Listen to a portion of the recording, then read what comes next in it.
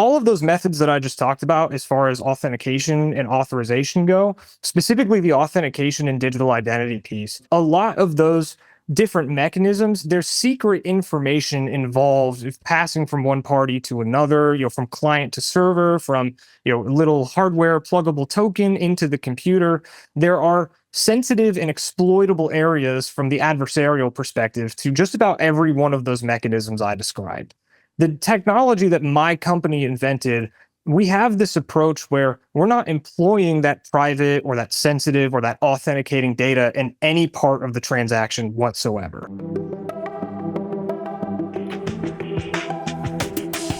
Hey, everyone, and thanks for listening to another episode of DIB Innovators. Today, I'm speaking with Collin Sweeney, CTO co-founder at ZKX Solutions. Collins, thanks for chatting with me today. Yeah. Hey, Dave, thanks for having me on. No, excited. And Collin reminded me we met at Soft Week, both trying to navigate that chaos of events. So it's pretty exciting. But first of all, ZKX Solutions. I asked you right before, but I think it's great. Where did you come up with that name? What does that mean? It stands for the zero knowledge X factor, because that's one of our big differentiators when it comes to digital identity and authentication. Yeah, that's great. So start off, co-founding a company is a journey. It's a challenge. Tell us about, your path that eventually had you co-founding your company. Sure. Yeah. My path to this point today was a little bit unconventional. So I didn't start out in computer science. I don't have a computer science background, or even business, really, for that matter. I actually went to school to be a physicist. I was in an astrophysics program for my undergraduate studies. And when I got accepted into graduate school in upstate New York, I decided to take on a temporary office job working for a military subcontractor kind of in the same area. And so I was doing, grad school to chase down the physics degree and kind of this other job part-time, just filling in hours, getting them some extra pocket change. And that really turned into the biggest stepping stone that put me in this position today. So I actually joined on that contractor, Redcom Laboratories. They've been around for 40 plus years. They're doing command and control for the Army. They have different spots in the Air Force, but it really just all over the place. But they brought me on board to help drive forward some of their capability research. They were looking particularly at how to better secure some of the voice-based services and technologies that they put forward to the Army, especially in the tactical space. And so I was brought on to help develop some of those kind of nascent ideas. And so one of those projects ended up turning into the fundamental pillars of what now stands as this separate business entity of ZKX Solutions. So we started out just researching encryption, a world that I hadn't ever really been super familiar with, getting familiar with it from kind of a first principles perspective, and then kind of growing that from that research phase into a validation phase that says, okay, we have this good idea, but who could use it? How could it be used? Does it make sense? And just continually pulling on those threads and really just trying to take the next step forward for like discovery and figuring out, okay, how do I get my good idea to work? Who could this good idea serve? Where could it be deployed? Just, all of a sudden, almost in the blink of an eye, has turned into this startup company now that I founded along with some of my other researchers on those initial projects. And we're in probably the best spot that we have been today since the founding of the company. Yeah, that's cool. So you liked working with the military? Yes. Yeah. My father, he retired a colonel from the Marine Corps. So even though I've never been in the service, it has been a giant part of my life pretty much from the start. Yeah, that's very cool. So tell us about then, what you do in the, zero trust space. What is your company about and what are your targets? How do you protect folks? Sure, absolutely. My company is focused on developing technologies to shore up the strength of today's digital identity space. Today there are many vendors out there that serve this kind of digital identity market. You have multi-factor authentication providers, you have single sign-on providers. There's other companies that produce sort of hardware tokens that can plug into all kinds of machines, and you scan a fingerprint, it drops out a private key to authenticate and authorize end users and devices. So my company is taking a look at some of the fundamental problems that still exist in that space today. All of those methods that I just talked about, as far as authentication and authorization go, specifically the authentication and digital identity piece, a lot of those different mechanisms, there's secret information involved if passing from one party to another, from client to server, from, little hardware pluggable token into the computer. There are sensitive and exploitable areas from the adversarial perspective to just about every one of those mechanisms I described. The technology that my company invented, we have this approach where we're not employing that private or that sensitive or that authenticating data in any part of the transaction whatsoever. So, let's take password authentication, for example. Even though there are a lot of nice protections around password authentication, how it's done today, it's hashed, it's salted. The website that you're logging into that has custody of your account isn't storing your password, just plainly as your password, but it is storing this artifact that wrapped inside of it at the very core is your password. And that creates obvious risks, right? Because if someone was able to access that repository full of passwords, reverse engineer that kind of wrapping process that they did to your password to sort of obfuscate it, somebody could still illegitimately use that data to essentially become you online. And so my technology, what we have patents for, what we're working with in multiple different markets and verticals today, eliminates attacks like that from the conversation, from the landscape. So we're not requiring that website to store anything that at its very core is that authenticating data, nor are we storing it on the user's endpoint device. And there's all kinds of capability statements that we certainly can get into with that, but that is the core focus, is trying to eliminate what are those kind of pesky 4 or 5 or 6 attack vectors when it comes to digital identity and authentication that for some reason we just haven't really been able to successfully engineer ourselves out of in about the decade and a half that this has been recognized as a very serious problem. Interesting. So can you talk a little bit how you do that? Because a lot of times with zero trust as well, you get into a lot of those items you talked about are user friction, right? It's very hard. So as much as you can, what is your technique to do that? And then, how does that affect, user behavior and the ability to have, I'd say, freedom of movement within your network and your data so you're not getting locked down all the time? Sure. Yeah, absolutely. And so there are 2 mainstay capabilities of my technology that make this all work. And I'll start kind of with the first and more fundamental one.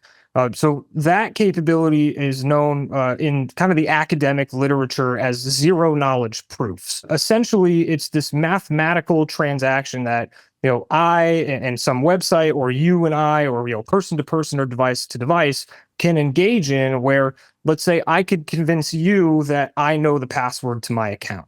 But because we're talking to each other under the guidelines of this zero knowledge principle, the only thing that you are ever capable of learning about my password is just the fact that I know it.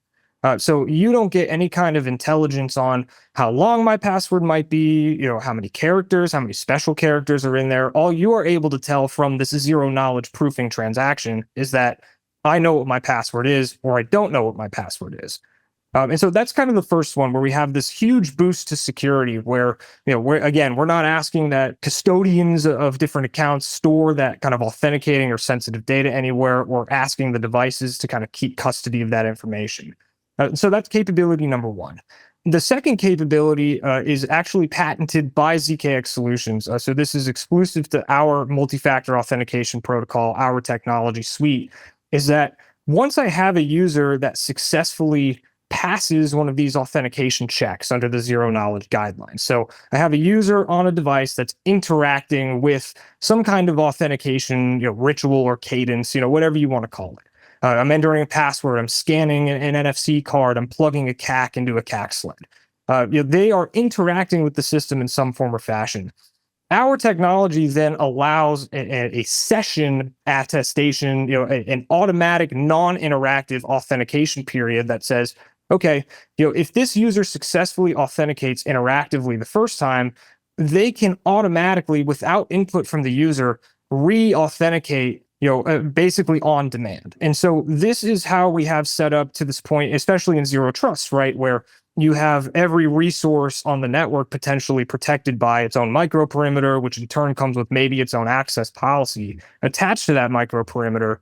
You can now enable your user to authenticate interactively one time, satisfy the requirements of an access policy at the front door, and then as they move laterally about the network, even if those access policies are similar or different, maybe they're at a lower security threshold, they are automatically re-cranking that authentication wheel every single time they make a jump from resource to resource on the network. And that's based on those principles, again, of the zero knowledge and the zero knowledge proofs, where even if an adversary were in the middle between that user, their automated traffic now coming from the ZKX service, our forthcoming product is named ZKX Helix, but that traffic coming from Helix going back to the server, even that is protected under those same guidelines. So they're able to automatically move between these different resources that maybe have similar security designations to one another, or a couple use cases we talked through with a couple different interested parties was having a time-based trigger. So if I wanted every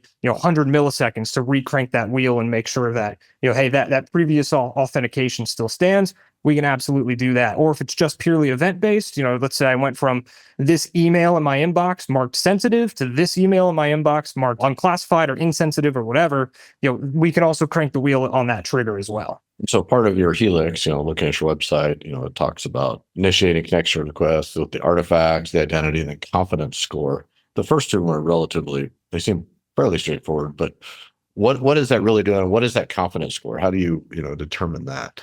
Sure, absolutely. And that comes down to actually how the zero knowledge proofs are structured. And so I'll give you an example, just a super high level example as to how one of these works. I'm going to generalize some of the details. So, if you've got someone in the audience that really knows the ins and outs of zero knowledge proofs, they might get a little upset I gloss over some of the details. But this is an example I like to go to just for high level understanding. So let's say that in one hand, you have a green tennis ball. In the other hand, you have a red tennis ball. And you have a friend that is red-green colorblind. And so to them, these tennis balls in your hand look like they're the same color, but you know that they're different. Your job is to convince your friend that these two tennis balls, there is something characteristically different about the tennis balls that you can tell a difference, but they cannot. So you are going to hand the tennis balls over to your friend. They can hold, let's say, the red tennis ball in the left hand and the green tennis ball in the right hand. And you're going to ask them to hold the tennis balls behind their back, and they can make a decision. They can either choose to hold the tennis balls in the same hand, or they can switch the hands the respective hand of each color tennis ball. And they don't have to disclose to you what action they've taken during this process. So let's say you put the red one in the left hand and the green one in the right hand, and they put the tennis balls behind their back. And again, without telling you, your friend now will be able to make that decision and say, I'm either going to keep the tennis balls in my hands how they were, or I'm going to switch. When they present whatever decision they've made to you, you are immediately able to tell them what decision they've made. So you, as the observer of the two different colors here, can say, okay, I know that you decided to switch those tennis balls in your hand. And they could say, yeah, okay, you had a 1 in 2 chance of guessing. So maybe it was just a lucky guess. So now we're going to try again. Okay, so you'll ask them to do the same exact thing. They'll put the tennis balls behind their back. They can either choose to switch or not switch. And when they present them to you, you will be able 100% of the time to tell them what they did, because the tennis balls here are intrinsically different. Even though they don't know that, you are able to prove to them, with some degree of confidence, with some degree of accuracy, that you indeed can tell a characteristic difference between these two tennis balls. Because I'm not colorblind. Right, exactly. You can perceive the difference, but your friend in this example cannot. They don't even know what color the tennis balls are. They don't know which one is which color. But now, because we've gone through this exercise maybe 4, 5, 10, 11 times, eventually they're going to say, okay, I give up. There's something about these two tennis balls that enables you to tell me that if I've switched them or I haven't, I don't know what's different about them, but you've convinced me that something is different. It turns out that every one of those transactions between, let's say the odds are a coin flip every time. It's not uncommon for someone to just have a lucky guess or 2 in a row, right? You can call heads, you can call tails. But if you're getting to, let's say, 10 or 12 or 15 or 25 correct calls on this coin flip in a row, something's up. Something that I don't about this coin flip kind of odds event or mechanic that's going on here. And eventually, your friend in this example is sufficiently convinced. They're going to say, I give up, you win. And so that's the same logic behind the zero knowledge proof here, is that the holder of the identity is making that same claim that says, hey, I know or I possess this secret piece of information that belongs to my identity. I'm not going to tell you what it is, but you can engage with me in this cadence where eventually you are going to be convinced to the threshold that says, okay, I give up. The only way that you could possibly be answering all of my questions with 100% accuracy is indeed if you do have those things, those pieces of knowledge that you claim to have up front. And it turns out that there's a function that we can use mathematically to say, hey, if a user is registered with this many credentials and the server has asked them to validate, this many questions or this many challenges, we can compute that to a real probability that says, hey, if someone was trying to cheat the system at this point, they would have better odds winning every single state lottery in all 50 states in the United States of America than successfully answering with 100% accuracy all of the questions I've asked them about their password or their CAC or some combination of those MFA artifacts. So in theory, then, whatever you're logging into that's requiring or you're communicating that requires this has to be asking those questions back. Yes, yeah, and the way that we kind of drive that from the security perspective is based off of just the classic proven public-private key cryptography. So my server in this instance has data stored on me, right? It's not inherently sensitive, but it is the corresponding public side of the data to the private end that, again, through one of our patents, we're preventing the storage of on the client side here. So to kind of show you under the hood a little bit how the technology is working, when that user, so in a public-private key pair, you always have to have the private key and the public key. We're not changing anything about that. What we are changing in this instance is how that private key is actually created, used in the transaction, and then eliminated from any kind of storage or static memory allocation. So in the instance that I gave you, let's say I'm going to authenticate with my password. The current way that this happens is that I input my password into the password field, it gets hashed and salted and whatever the custodian of this account has decided needs to happen to my password. It gets checked across the thing that website has in its database and says, okay, these two strings are the same, so I'm going to allow you, and again, this is just a super generalized example. But what's happening here now is that in the ZKX, in the Helix paradigm, I guess you could call it, is that the user's inputting their password, but that password itself is actually going through what we call a hash expansion algorithm. So in very short terms, we're transforming that password into high entropy and fixed length data, which is then being combined with information we're storing on the device that, again, is not inherently private. But when you combine that password-derived data and that device-stored data, voila, you have recreated dynamically on the fly that corresponding private key to the public key that's being challenged on the basis of your identity here. So there still is, there has to be, correct, a password to get into the ZKX solution or some sort of authentication. So there's still a risk right there, right? Yeah, sure. Yeah, absolutely. Yeah. But our position is that the risk is now exponentially minimal. Mm-hmm. Right, because even though there is still a password in the mix, there still is a private key that could be stolen. You think about it from, okay, if I'm an adversary trying to break this system versus the other system that we talked about with that password-based authentication. So that password-based authentication, I have two avenues of attack if I'm the attacker. We already talked about one where I could choose to target the custodian of that account. So I could choose to crack into that credential storage server. I could read that hash data and say, okay, I'm going to do my best to reverse engineer this hash data that I just found in the server. Or I could go through the weaker link in this chain, the user, and have them tell me what their password is, and then be them, for all intents and purposes on their account because I know their password. I every single time now am going to be able to generate that matching string that sits in that website's credential server, and I can be that user for all intents and purposes of that account.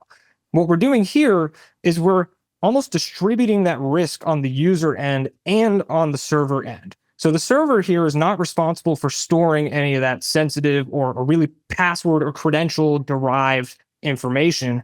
On the user end now, even if I were to, let's say, have my password phished out of me, the user is not at risk of losing access to their account or handing it over illegitimately to this adversary because they're missing that other component that password needs to be combined with in order to recreate this private key. So now we have the scenario where it's both the user credentials and the device stored data that need to be in the equation in order to give the green light to access these different resources. And that, not only from the security perspective, makes that attack avenue much more difficult than it is today, right now, especially when it comes to credential phishing and spear phishing. It enables a couple different boosts to granularity and access policy enforcement that we have exercised in avenues like the Army Cyber Center of Excellence, where if I have one user on, they have two different devices, let's say, they've got their hardwired terminal in their office space and they have a mobile endpoint. I can now have this system where even though I've got the same user with the same account, with the same privileges, with the same MFA artifacts or credentials here, I can discriminate their degrees of access now just based solely on what device is able to cryptographically prove to me that they're using. So when they're on their hardwired terminal, the network can decide, hey, you can see all of these resources that are marked sensitive and above. But if you're on your BYOD, you're going to have to stick to the routine level things until you get back in the office. That's very cool. So talk to me about, who's interested in this right now? Like, who are your primary targets for your go-to-market and or customers? Sure. Yeah. We have focused primarily on the public sector as of right now. We actually just ramped up our efforts to begin tapping different avenues of the commercial market. As of right now, I am about a calendar quarter away from my first 1.0 release of the Helix product. But we have had a lot of interest generated through avenues like the Army, and again, the Army Cyber Center of Excellence. We just actually participated in CyberQuest 2024 at Fort Eisenhower down in Georgia. But some of the use cases that we've been working on there is bringing zero trust and these elements of zero trust kind of down to the tactical space.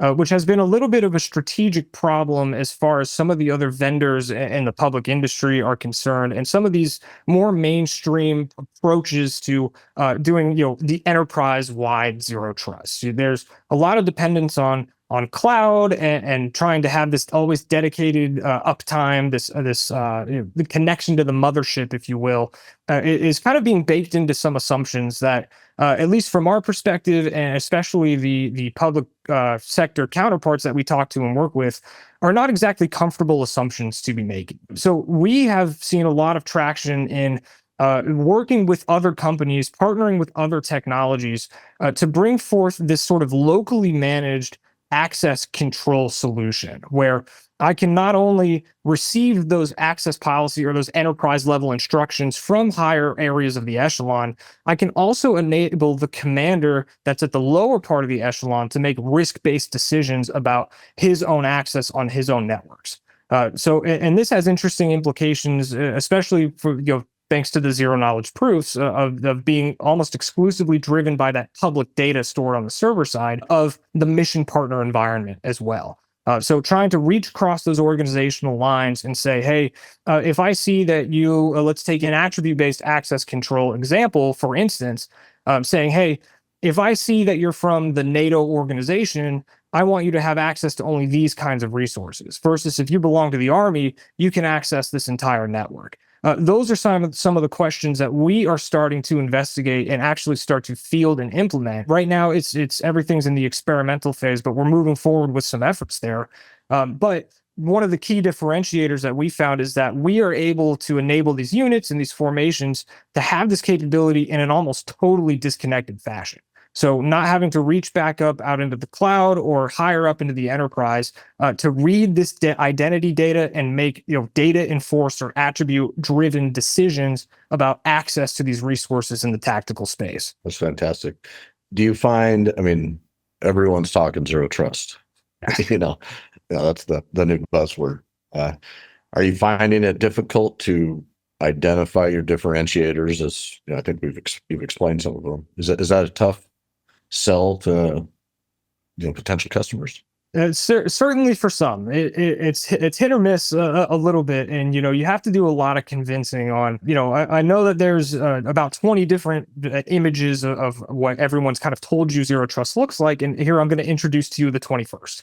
It definitely is a very crowded space when it comes to market and marketing and capability and just outreach about the technology, especially being as small as we are. But the one way that we're able to kind of shore ourselves up is actually proving out our vision through some of these experimentations, these exercises, these partnerships that we've been lucky enough to grab. But you're absolutely correct that sometimes it is a hard sell. And usually when we're having these zero trust conversations, it usually starts by us, the ZKX team, asking a question of our audience member of, what does zero trust mean to you? Explain to me, give me your perspective on what zero trust is, how it's done, what its mainstay features are, and then work from their perspective and say, okay, because we can agree on this, here's how I can help you in an immediate, capability impact fashion. This, and introduce a new idea that says, even though you didn't mention this, here is how this thing that we're really comprehensive and can do very well impacts your vision of zero trust, a little bit more convincingly. But yes, yeah, it always is kind of a dogfight with some conversations you have, especially as buzzy as the word zero trust has become. And there's a lot of, in the cyberspace, a lot of overselling, underdelivering.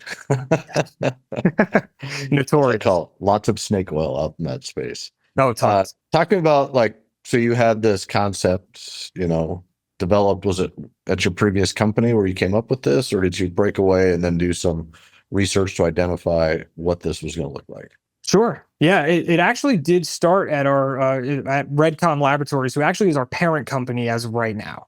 So we spun off from Redcom as a separate business entity last year, and so we still have a very tight, close working relationship with them. But yes, the history of this project goes back to the Redcom days for sure. And so when I started as a temp at Redcom, again going through grad school, doing this, starting at like 15 hours a week, and just to help pay off tuition and pay for the textbooks. But it really was just one idea of many that we in the research department were trying to gauge feasibility on. And so we were looking at all different kinds of fashions, or all different kinds of ideas as to how to shore up the current capability and technology offering of Redcom. And one of the things that we were looking at was, Redcom has a very great capability called Redcom Sigma, and it does, voice, video, chat, radio interoperability. But for the voice piece in particular, the voice over IP, we were looking at this problem of, okay, how can I have a voice conference where I have multiple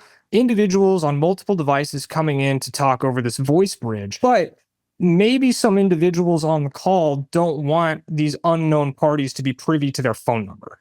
Just because I'm in the conference with this person doesn't mean that they should automatically get to know how to contact me because we're happening to share the same resource. And so the approach to this, through my mentor and one of my co-founders, was us kind of investigating this question about these zero knowledge proofs. And these zero knowledge proofs are not new. They've been around since the late 70s, early 80s. It really has been advances in computing that have enabled them to be feasible for the modern information security space today. But investigating those zero knowledge proofs to address this one, in the grand scheme of things, relatively minor security concern about, hey, I want to access this resource, this shared resource, but still protect my identity information. As we started to flesh this out and talk to some experts in the field of cryptography and put together kind of pilot concepts for what a technology like this would do, how it would work, we started to get this inkling that this might be able to find some other applications outside of just this one niche problem. We might be able to actually start to tackle some of these bigger issues of, hey, my credential server got hacked and now somebody impersonated my admin and got access to all the accounts of my customers. Again, because someone happened to share that same resource, even though it was illegitimate sharing, right, between a hacker and this credential server that this company definitely didn't want that hacker in. But because we were sharing access to this resource, now just immediately gave all of this high privileged degrees of access to this person I was sharing the resource with.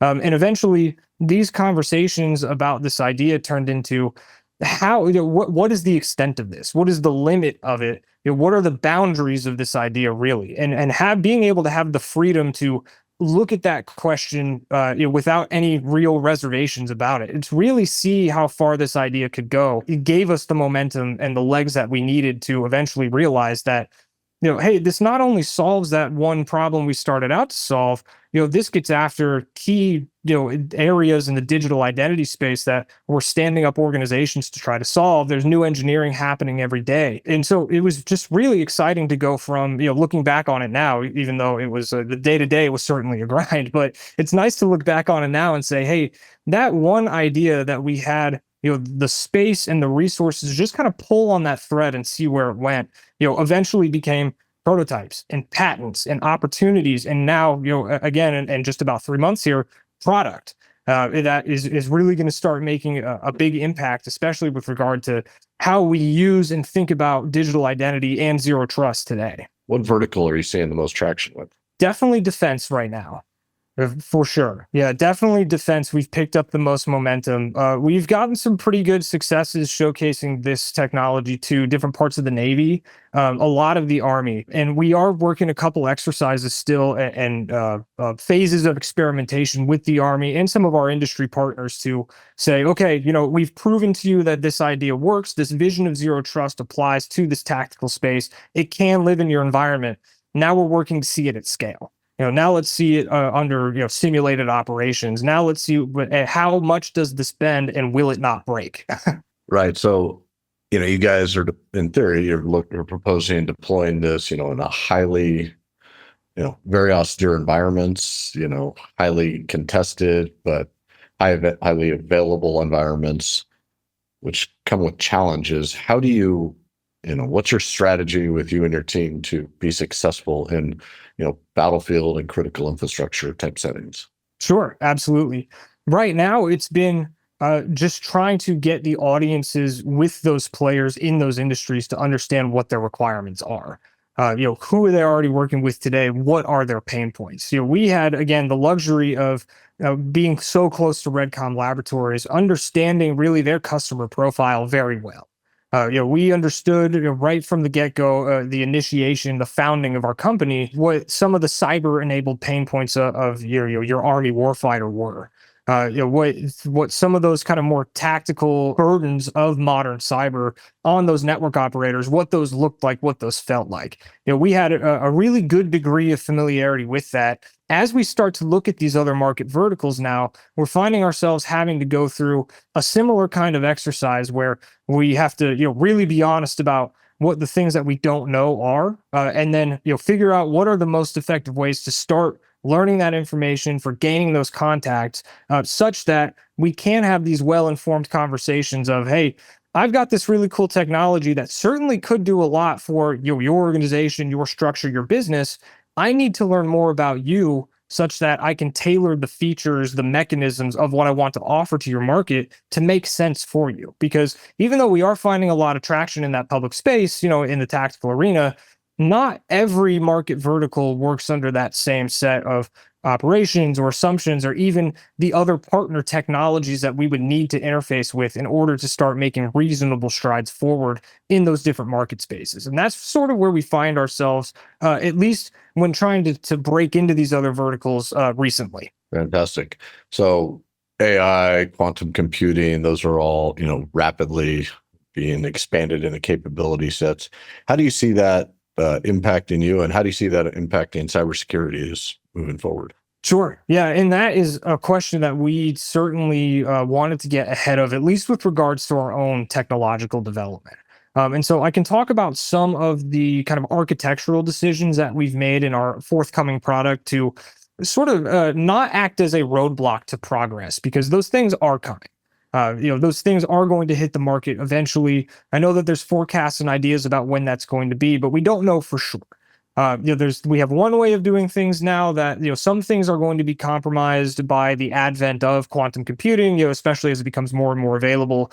And we're already seeing some of those ramifications from widespread use of AI and large language models out there to either shore up someone's cyber defenses or to make them a more proficient attacker. Some of the decisions we've made with Helix include allowing organizations to decide what encryption suite works best for them, So if someone is not all too concerned, maybe it's a small, mom and pop business that just needs MFA to access, email or Salesforce or some kind of other website that they're using to drive their business ops, they can choose, the freeware encryption that, everybody uses that drives TLS and RSA and AES and all these wonderful, information security things that we use every single day. If it's someone like, the Navy or the Air Force that really wants to get ahead of quantum computing, we have made those product architecture decisions to allow them to use whatever they need to use in order to meet their own security posture requirements. And sort of the same logic applies to AI as well. And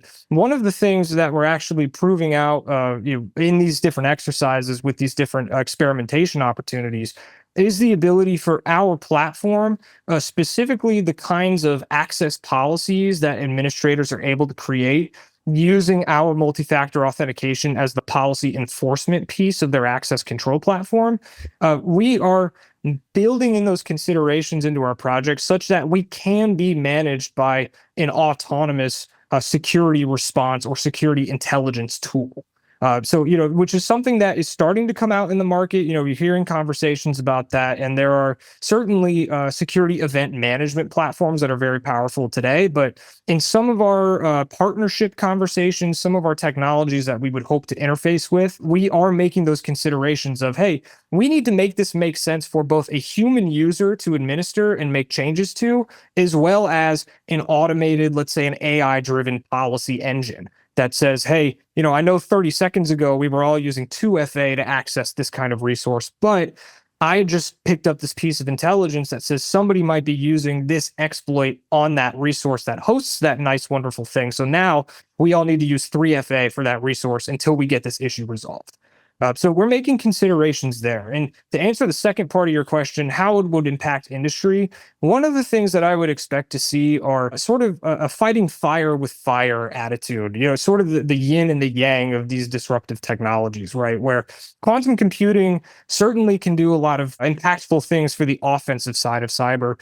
I'm expecting, and I think we already have started to see some of the defensive benefits that the more quantum computing, more available quantum computing, and AI, for example, it can be applied to solve some of those emergent problems. And particularly with AI as well, I would expect to see just as many cyber defense veins of AI and machine learning pop up as there are offense. And, really instead of totally, phasing out or putting into obsolescence the kind of older model of cybersecurity and the people that are trained to implement that degree of cybersecurity, I would expect a lot more of those individuals to pick up these new tactics, right? It's just another weapon in the toolkit of both the cyber attacker and the cyber defender. Oh, very good. That's awesome. So where do you guys see yourself in 5 years? What's your roadmap and your vision? Oh gosh, taking over the world. No, we definitely see ourselves making a big impact. Where we are right now in the defense space for sure. But 5 years down the road, we certainly want to be not wholly reliant on that kind of disconnected network architecture. We want to be in a position that where we have made our technology accessible enough, we've integrated with all of the right partners such that we can reach out to those smaller businesses that, let's say that their current identity provider just got hacked and lost all of their data, or some kind of breach happened because they were using insufficient degrees of access protection or authentication, and their illegitimate access was given somehow. A malicious insider used their credentials to access resources they shouldn't have, or someone from the outside picked up a stale password or fished out a credential and effectively became the CEO and wreaked havoc on the internal systems. We definitely want to make ourselves more available and fit into some of those more convenient software delivery packages like cloud-enabled services, like software as a service. Instead of just being able to service right now those kind of hybrid cloud or on-prem deployments, 5 years from now, we want to be able to deliver ZKX technologies to anyone at any time, regardless of what their network looks like, how proficient they are with technology, where they exist in kind of that, enterprise to tactical echelon, if you will. Really trying to make this as accessible as we can to as many people as possible. And a lot of that, making that happen is going to be a lot of the work that I was talking about earlier, of having those conversations, of talking to those people that live in those spaces every single day, learning more about their experiences with cyber, the burden that cyber is placing on not just them, but their employees. And people that maybe their job functions don't even touch cyber have to be trained on how to craft a secure enough password, or how to vet this email or this link inside this email to not accidentally put their password into a field that's going to compromise the whole company. Those are the problems that ZKX Solutions really wants to see solved for anyone that depends on cyber for their day-to-day functionality 5 years from now, certainly. That's a grand vision, and I love what you guys are doing. It is very cool. Thank you very much. So I appreciate the effort. That's fantastic. Unfortunately, we're going to have to wrap this up. Before we wrap up, people want to follow along, get more information. How best can they do that, Collin? Yes. Yeah. They can visit us at zkxsolutions.com. That's our home website. Any kind of updates or any more information about what we're doing to ZKX will be there. Also, reach out to me on LinkedIn. Collin Sweeney, CTO, co-founder of ZKX Solutions. We'd be happy to make connections. All right. Well, amazing. This has been fun. Thanks so much for your time, and best of luck. Hey, thank you very much. Thanks again for having me on.